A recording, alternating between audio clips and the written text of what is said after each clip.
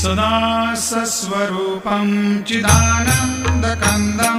जगत्सम्भवस्थानसंहारहेतुं स्वभक्तेच्छया मानुषं दर्शयन्तं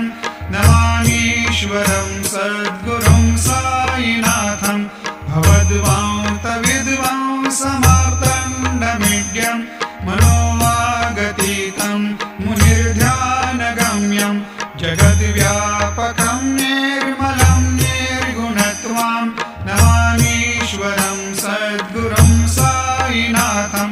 भवाम्भोधिमग्नार्दितानां जनानां स्वपादाश्रितानां स्वभक्तिप्रियाणां समुद्धारणार्थं कलौ सम्भवन्तं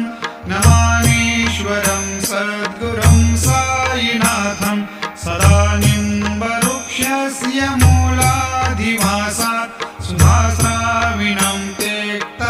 त्यक्तमप्यप्रियन्तं तरुं कल्पवृक्षाधिकं साधयन्तं नमामीश्वरं सद्गुरुं साईनाथं सदा कल्पवृक्षस्य तस्याधिमूले भवद्भावबुद्ध्या सपर्यादिसेवां ऋणां कुर्वता